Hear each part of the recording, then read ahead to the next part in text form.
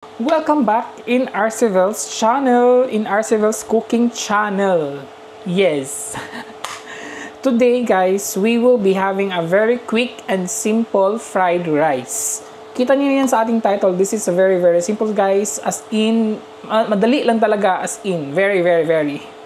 And since nag-crave ako ng fried rice, actually guys, I like fried rice. I really like fried rice. Pero I don't know why na hindi ako masyado always nagluluto ng fried rice. But anyways, this will be a very special because salmon ang gagamitin natin instead of chicken or pork. So, let's start. And this recipe is called salmon fried rice. What we will do first is, yung mga ingredients guys, i-ano na lang natin ha, kasi magsa-start natin because this is a very quick, quick recipe. So, let's start. Add tayo ng olive oil.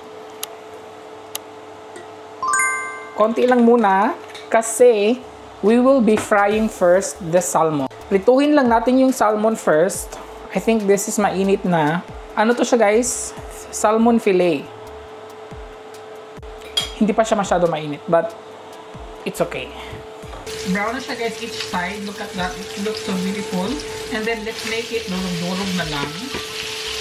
Hingin natin sa idurog-durog. Kainaan ko konti. Ayun. So, and then set aside lang siya. Set aside because we will be add natin yung onions.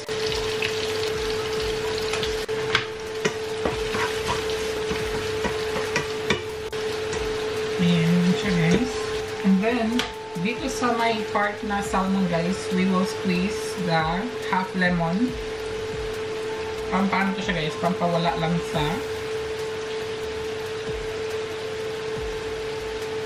yun. We will have to season them a little bit lang para may taste yung salmon. Salt lang and pepper. Very simple.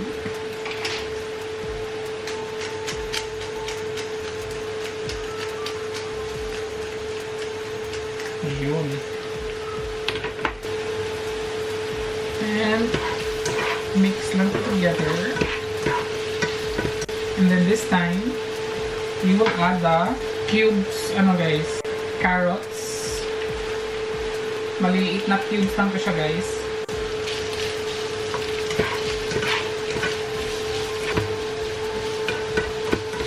Okay. Lulutuin lang natin yung carrots. Mga 3 to 5 minutes. And we are back. And nagro-roast na talaga siya guys. And I think yung carrots is already yan. So, nag-roast na talaga siya. Ito yung maganda. Ito yung maganda para sa akin. Para sa akin talaga. So guys, we will now add the leftover rice. Leftover gagamitin natin kasi mas masarap siya pag fried rice, guys. Leftover gagamitin nyo. Perfect ang fried rice nyo. Yan, lahat talaga. Kasi para madami ang aming fried rice. So, durog-durugin lang muna natin to.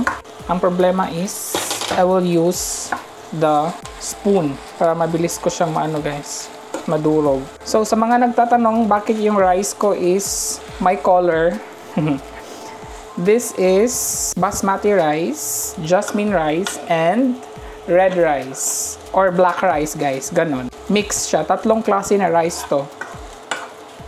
So, this time, we will add oyster sauce. Ubusin ko na to kasi tapos na to ubos na to guys. Mga 1 to 2 tablespoon ata to siya guys.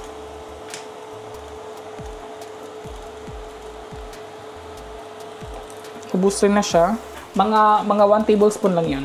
Okay lang yun, no problem. And then, let's add soy sauce. Mga 3 tablespoon guys. And mix lang siya.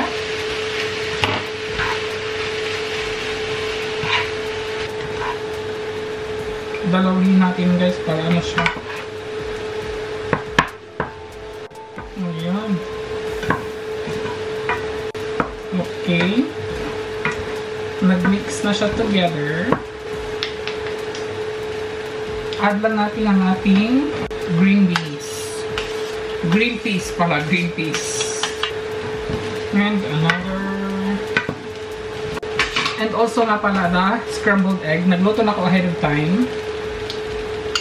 Another scrambled egg. And then just mix. Diba guys, sabi ko, this is a very easy and quick fried rice.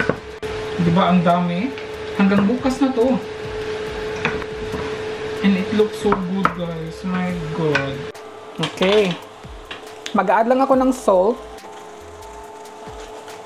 Ayun. And madaming pepper, mas masarap.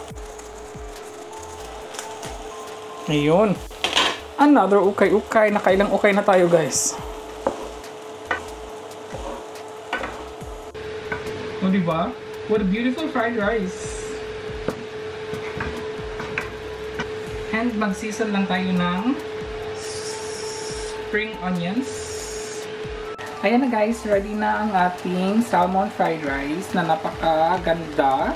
And I'm sure masarap yan guys. Sige, maglaway kayo. Ayan na. Ang ganda guys, no?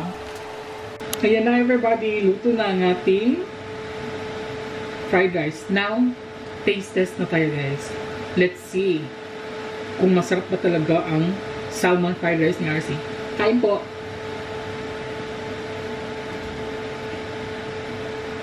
Good.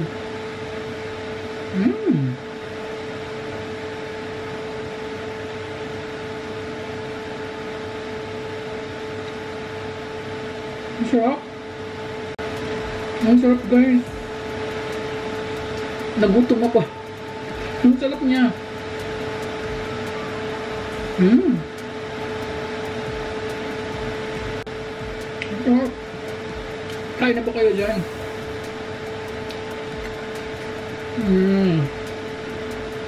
Super. Sarap.